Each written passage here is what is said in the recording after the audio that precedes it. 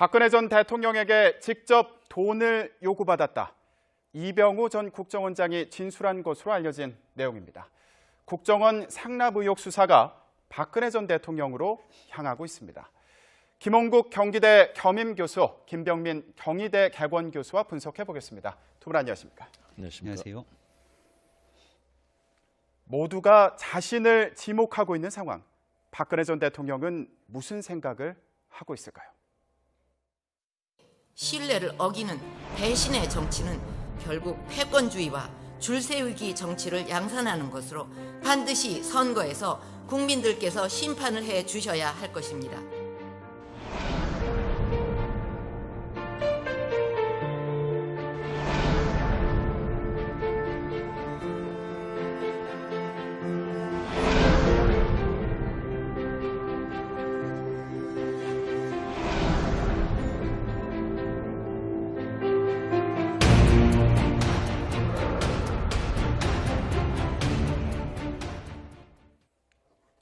국정원에서 청와대로 간 40억 원. 박근혜 정부에서 세 번째 국정원장을 맡았던 이병우 전 국정원장이 박근혜 전 대통령의 요구가 있었다고 진술한 것으로 알려졌습니다. 교수님, 예. 박근혜 전 대통령이 지목된 건 이번이 처음인가요? 박 전 대통령이 지목된 거는 이제만 안봉근 비서관이 이제 검찰이 구속되기 시작하면서 조사를 받았고, 이 내용들은 본인들이 받았지만 박 전 대통령의 지시가 있었고, 이 내용들이 지출하는 과정에서도 박 전 대통령의 승인이 있어야 했기 때문에 본인들은 이 돈을 받고 출처에 대해서는 알지 못한다라고 증언을 했습니다. 네. 다만 이제 어저께 있었던 전직 국정원장 3인에 대한 영장 실질 심사가 있었는데요.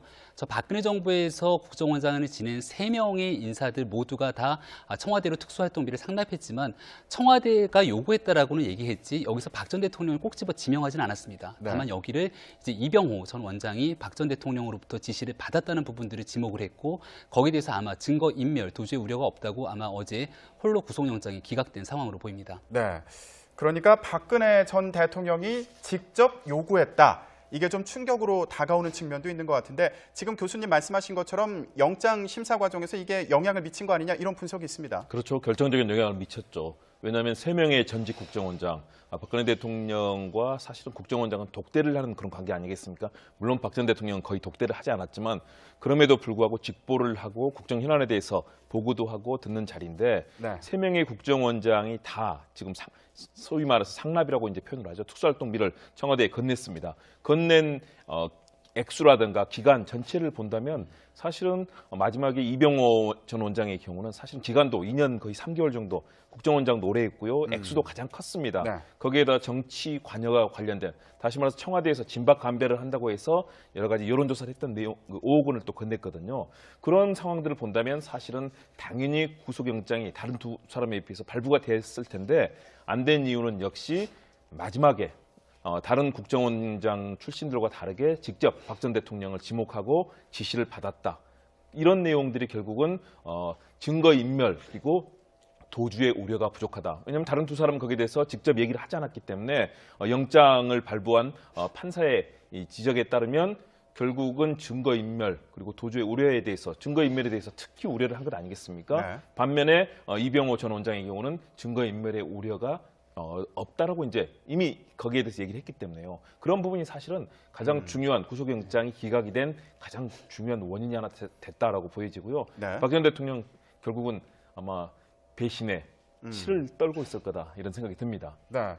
배신의 치를 떨고 있을 것이다, 이렇게 좀 예측을 해주셨는데, 국정원 수장인 만큼 조용히 있지 않을까, 비밀을 엄수하지 않을까, 이렇게 생각했을 것도 같은데 어떻게 보십니까? 그러니까 저는 이병호 원장이 비밀을 엄수하더라도 내용들은 다 밝혀질 수 있다고 보여집니다. 일단은 이 내용이 초창기에 나오게 된 거는 국정원의 전 기조실장이었던 이현수 실장으로부터 거의 모든 내용들이 낱낱하게 공개가 된 겁니다. 그리고 나서 돈을 건넨 주체, 그리고 돈을 받았다라는 거는 청와대의 안봉근 이재만 전 비서관이 돈을 받았다는 부분들이 인정하고 있기 때문에 네. 이건 뭐 국정원장 자체가 입을 열고 닫고 할 문제는 아니라고 보여지고요. 어저께 이제 그 재판부 가 영장 실질 심사를 하면서 이병호 전 원장 같은 경우는 어느 정도 수사가 진척됐다는 얘기를 하게 됩니다. 그러니까 말 그대로 돈을 건넨 사실과 돈을 건네서 박 전 대통령을 인정을 했고요. 두 번째는 추가로 특수활동비, 아까 매달 1억 원을 상납했던 것과 별개로 5억 원을 청와대에 상납했고 이게 여론조사 비용으로 진박 감별에 쓰였다라는 건데 네. 이 내용에 대해서도 어느 정도 수사가 진척이 됐기 때문에 적어도 이 부분은 이병호 원장의 진술과 상관없이 아마 추후에 수사가 진행되는데 무리가 없다라고 판단한 것 같습니다. 네. 아까 교수님께서 아마 배신감에 치를 떨고 있지 않겠냐 이렇게 좀 얘기를 해주셨는데 아무래도 평소에 의리와 신뢰를 박근혜 전 대통령이 강조했던 만큼 자신의 잘못이 있더라도 이거를 좀 덮어주지 않을까 이렇게 기대를 했을 것도 같아요. 어떻게 보십니까?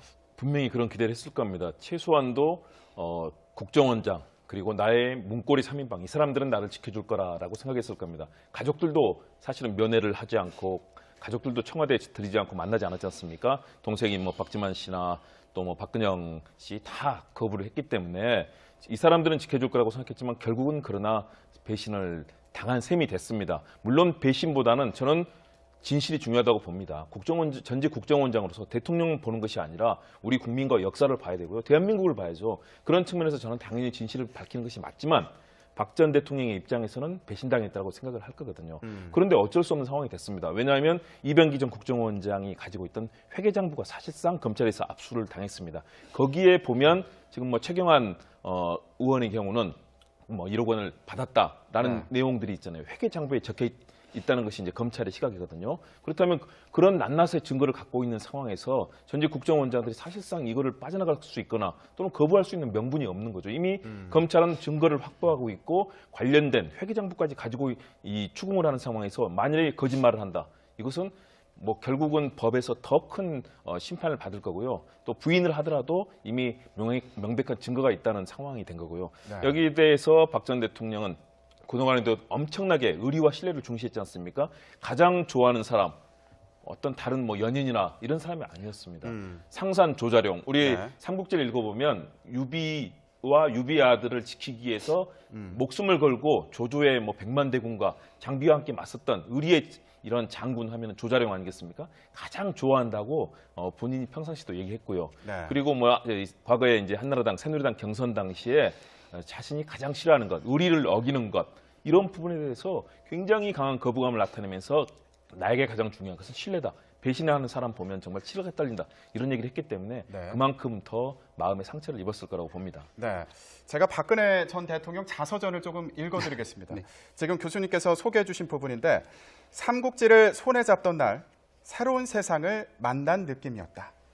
나의 첫사랑은 조자룡이 아니었을까 싶을 정도로 그가 등장할 때마다 가슴이 두근두근 설레었다. 네, 그러니까 네.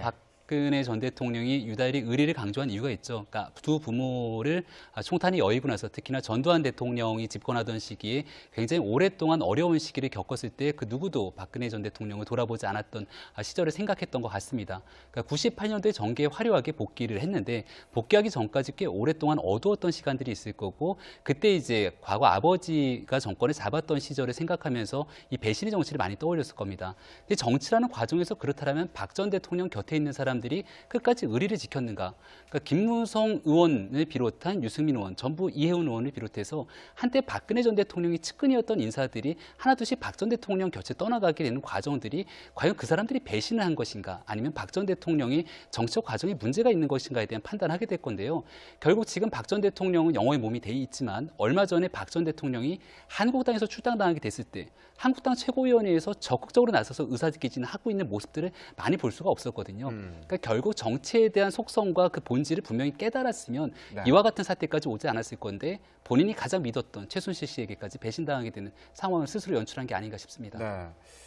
이런 생각도 들더라고요. 의리를 좀 잘못된 방식으로 입증하려고 했던 거 아닌가 이런 생각이 드는데 이 부분입니다. 바로 국정원 돈 5억 원을 진박을 감정하기 위한 여론조사에 사용했다. 지금 이런 정황도 나오고 있는 상황 아닙니까? 그렇습니다. 국정원에서 이제 그 여론조사 비용을 나중에 돈을 건네는 과정까지도 굉장히 또 우여곡절이 있었습니다. 여론조사 기관에서는 이미 실시를 했고 뭐 이런 과정까지 있었는데요.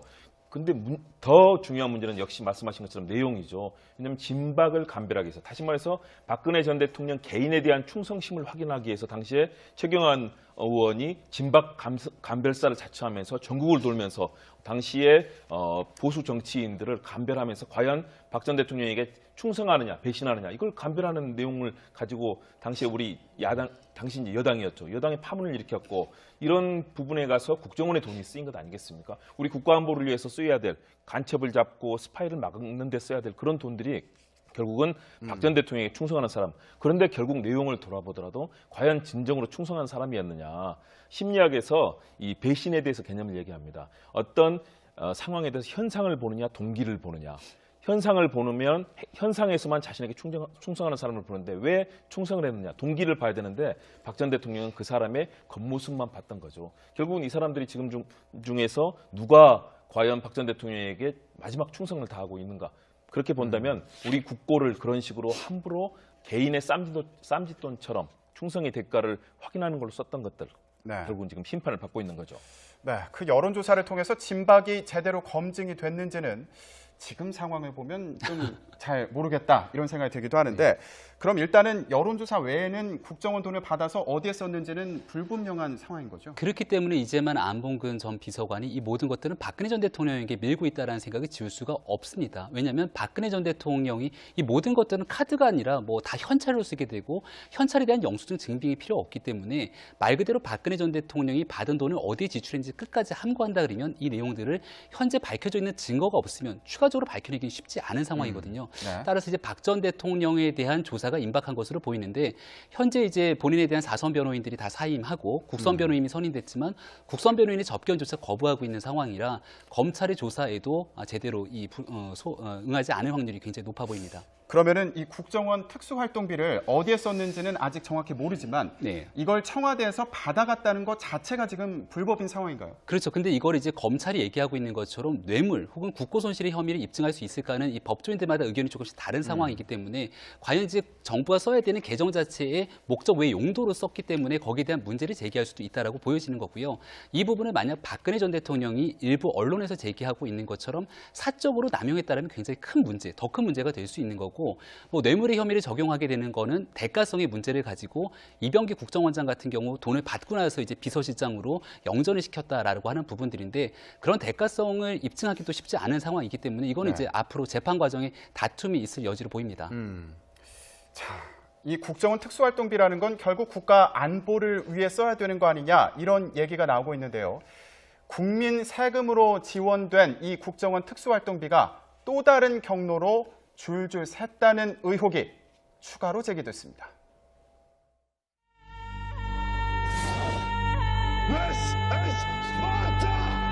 저하고 선배 장지도 한번 맹기를 한번 해볼까요?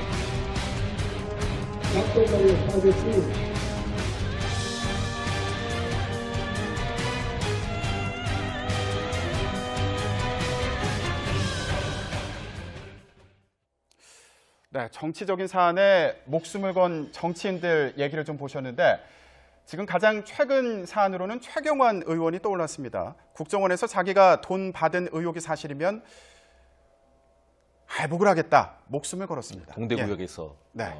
본인이 이제 지역이 된 곳에서 그렇게 하겠다라고 얘기를 했는데요. 너무 과한 표현이죠. 우리가 흔히 얘기할 때 강한 부정은 강한 긍정이 될 수 있다. 라는 얘기를 하지 않습니까? 그런 측면에서 물론 사실이 확인돼야겠지만 그러나 그 내용들이 이병기 전 원장이 이 압수를 당한 그런 회계장부에는 최경환 1억이라는 이 문구가 선명하게 적혀 있었다고 합니다. 그리고 그런 내용들에 대해서 지금 강하게 부정을 하고 있는데요. 말들이 너무 과합니다. 그렇다면 뭐 손에 장지진 분, 한강에 빠지신 분, 뭐 다양한 분들이 이미 나타났어야 됐는데요. 그래서 오죽하면 다른 뭐 정당에서는 빨리 신병 확보를 해야 된다. 정말로 활복할지도 모른다. 이런 성명까지 내는 것 아니겠습니까? 네. 사실은 이런 부분이 정말 우리 정치를 희화시킨다. 왜냐하면 진정으로 박 전 대통령에 대해서 정치적으로 애정을 가지고 또 우리 국민에 대해서 복무하는 그런 정치인이라고 생각했다면 저런 표현이 아니라 절절하게 반성과 또 왜 그랬는지 아니면 진실은 무엇인지에 대해서 밝혀줄 필요가 있는데 거기에 대해서 사실상 모든 증거들이 나오고 있는 과정에서 도리어 그런 적이 없다. 또 할복 얘기까지 나온다는 것은 정치인들의 사실은 무책임한 발언일 가능성이 크다라는 측면에서 저는 그런 발언의 수위가 상당히 우려가 되고요. 아까도 나왔지만 그런 특수활동비 중에서 이병기 원장이 그런 얘기 했지 않습니까? 청와대에서 박 전 대통령이 봉투에 그 돈을 넣어서 전별금으로 주는 장면들을 자기가 봤다라고 얘기를 하고 있습니다. 그렇다면 전별금으로 쓰였거나 또는 현재 개인 주택 사저로 이사하는 과정 중에서 뭐 여러 가지 얘기들이 나오고 있습니다. 저는 내용들에 대해서 검찰의 이제 조사를 통해서 확인이 돼야 되겠지만 이런 부분에 대해서 정치인들, 대통령, 또 장관, 부총리, 의원을 지내고 있는 분들의 말은 좀 더 무게가 있고 국민에게 신뢰를 줘야 된다. 뭐 할복이라는 표현까지 나오는 것은 지나치게 과하다고 봅니다. 네. 자, 이렇게 지금 말씀하신 것처럼 국정원 특수활동비가 어디에 쓰였는지 여러 가지 의혹이 나오곤 있는데 이 최경환 의원에게도 국정원 돈이 갔다 이렇게 진술한 이병기 전 국정원장 같은 경우에는요.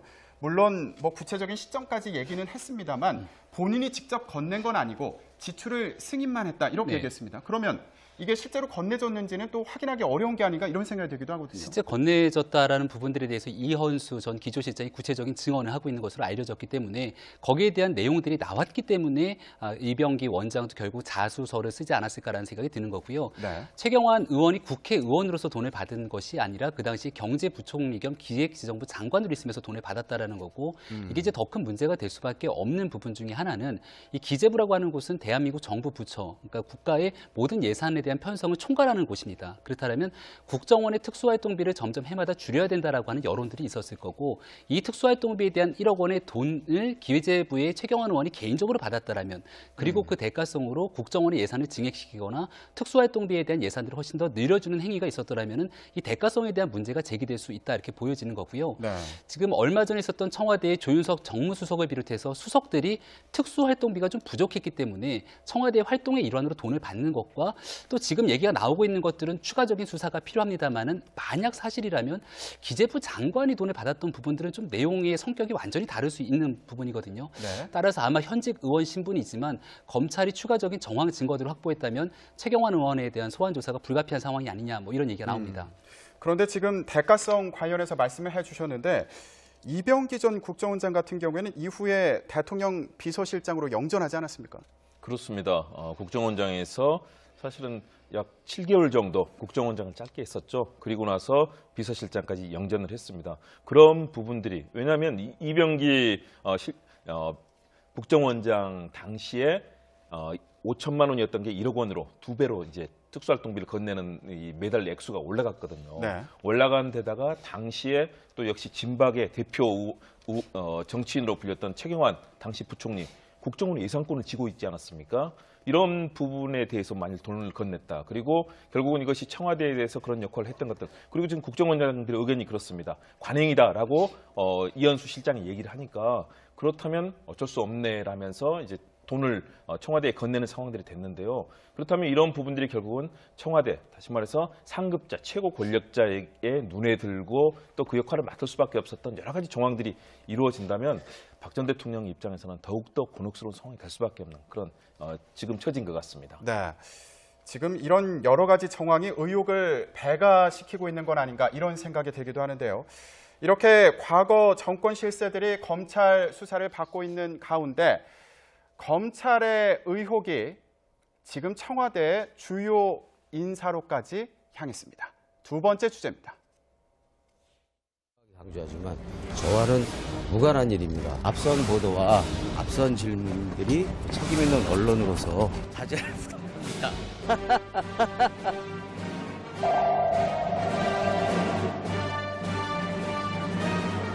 국민만 보고 가시는 대통령님께 누가 될 수 없어 정무수석의 직을 내려놓습니다.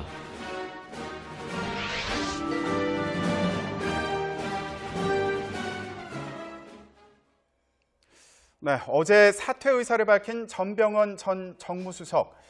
자, 이제 사퇴 이후에 조사를 받게 됐습니다. 20일, 그러니까 월요일에 검찰 조사를 받는 거죠? 네, 검찰 소환 조사가 이제 임박했습니다. 그러니까 청와대 입장에서도 굉장히 부담일 수밖에 없었겠죠. 그러니까 전병헌 수석이 사퇴하지 않고 소환 조사를 만약 받게 된다면 네. 소환 조사 결과 무혐의로 처분이 나오게 됐을 경우 이거 봐주기 수사가 아니냐 야당이 강하게 반발할 것이고요.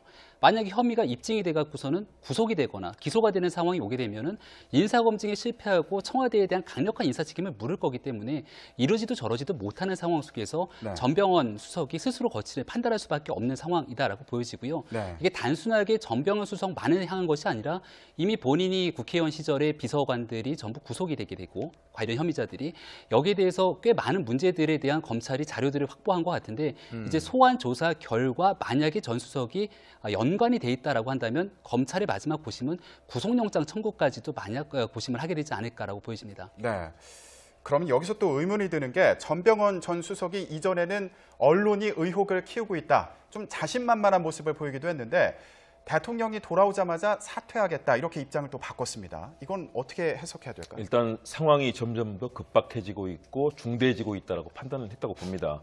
왜냐하면 전병헌 수석의 경우는 사실은 당뇨 생활, 정당의 실무자에서 시작해서 이런 정무수석 그리고 원내대표까지 역임한 그런 거물 정치인으로 컸거든요. 그렇기 때문에 이런 정치 상황들, 특히 문재인 대통령의 사실은 지지율 같은 게 70에서 80%로 오가는 높은 고공 지지율을 하고 있고 네. 그런 측면에서 정치적으로 충분히 이 사안을 해결할 수 있다고 초기에는 봤던 것 같습니다. 그런데 이 사안에 관련돼서 계속해서 검찰의 수사가 진척이 되고 증거들이 나오고 있고요. 만일의 경우 이대로 갔을 경우에는 청와대에 부담이 되고 또 문 대통령의 이런 개혁 작업에도 부담이 된다. 그 경우에는 본인도 정말 엄청난 역사의 죄를 짓는 상황이 될 수밖에 없기 때문에 그런 부담감들 결국은 스스로 이 정무수석직을 사임하고 결국은 피의자로 이제 조사를 받을 수밖에 없는 상황이 되는 것 같습니다. 네. 지금 말씀하신 것처럼 계속 추가로 나오고 있는 의혹들이 입장 변화에 영향을 미친 게 아닌가 이런 생각이 들기도 하는데 자녀들이 이 기프트 카드를 사용했다 이런 의혹까지 제기가 됐습니다. 그렇죠. 롯데에서의 기프트 카드를 가족이 사용한 정황까지 검찰이 확보했다라고 지금 얘기가 나오고 있는 상황이고요. 그 롯데 홈쇼핑 전 사장을 의원 재직 시절이던 시절에 만났다라는 겁니다. 그리고 만났다는 부분들만으로도 이제 문제가 되는 거라 그 과정에서 그 롯데 홈쇼핑 전 사장이 충분한 진술들을 하고 있는 거로 보이고 네. 그렇다면 이 카드를 받아서 가족이 썼다는 것만으로도 이제 엄청난 범죄 행위가 될 수 있다라고 보여지는 거고요. 이 죄질이 굉장히 좀 안 좋다라고 지금 보여지고 있는 게 3억 원의 후원금을 받고 그중에 1억 1천만 원을 유용했는데 이 자금 세탁 과정에서 또 조직폭력배까지 개입된 정황들이 나오게 됩니다. 따라서 이런 부분들이 이제 공정하게 수사가 좀 더 이루어지게 됐을 경우 네. 현재로서는 국회의원 시절이던 때 비서관들의 혐의로 진행이 되고 있는 건데 많은 사람들이 보는 것처럼 국회의원들 비서관을만으로만 이 홈쇼핑의 재승인 여부를 결정하면서 돈을 받을 수가 없다라고 보는 게 좀 정설이기 때문에 추후 수사가 어떻게 될지 지켜봐야 될 것 같습니다. 그러면 지금 홈쇼핑 재승인과 관련해서 뇌물이 건네진 거 아니냐 이런 의혹인 건데 전병헌 그 전 수석 같은 경우에 당시 야당 소속의 미방위원이었습니다. 이러다 보니까 다른 의원들에 대한 어떤 홈쇼핑 업체들의 로비가 있었던 거 아니냐 이런 의혹까지 나오고 있어요. 그렇죠. 충분히 가능한 거죠. 왜 e스포츠 회장을 맡고 있고 과거에 또 미방위의 중요한 역할을 했던 의원 아니겠습니까? 야당에서는 굉장히 중량감 있는 그런 인사였고요. 여당에는 마찬가지로 또 많은 그런 중량감 있는 여당은 또 숫자가 더 많을 수밖에 없었습니다. 네. 이런 의원들에게 홈쇼핑에 관련된 여러 가지 이권과 또 여러 가지 그 계약과 관련해서 당시 로비를 할 수밖에 없었던 상황으로 보여지고요. 그렇다면 이 액수들이 다시 말해서 e스포츠협회에 전달이 된 것뿐만 아니라 일부 업체에서는 또 뭐 2,700만 원 정도가 홍보비로 건네졌다라고 지금 그런 진술들이 확인이 되고 있고 검찰 조사가 진행되지 않습니까? 그렇다면 참으로 실망스러운 일이 아닐 수 없습니다. 최소한도 국민들께 역할을 해야 될 그런 특히 언론, 미디어, 방송 굉장히 중요한 파트에서 이런 금품들이 오갔다는 거 정말로 확인이 된다면 이것은 뭐 여야를 가릴 것 없이 엄정한 그런 수사와 또 처벌이 예상될 수밖에 없는 상황입니다. 네. 의혹이 계속 커지고 있는 상황입니다. 바쁘게 진행되는 검찰 수사, 진실을 향해서 가는지 지켜보겠습니다. 오늘 말씀 여기까지 듣겠습니다. 두 분 고맙습니다. 박근혜 전 대통령에게 직접 돈을 요구받았다. 이병우 전 국정원장이 진술한 것으로 알려진 내용입니다. 국정원 상납 의혹 수사가 박근혜 전 대통령으로 향하고 있습니다. 김홍국 경기대 겸임교수, 김병민 경희대 개원교수와 분석해 보겠습니다. 두 분 안녕하십니까? 안녕하세요. 모두가 자신을 지목하고 있는 상황. 박근혜 전 대통령은 무슨 생각을 하고 있을까요? 신뢰를 어기는 배신의 정치는 결국 패권주의와 줄세우기 정치를 양산하는 것으로 반드시 선거에서 국민들께서 심판을 해 주셔야 할 것입니다.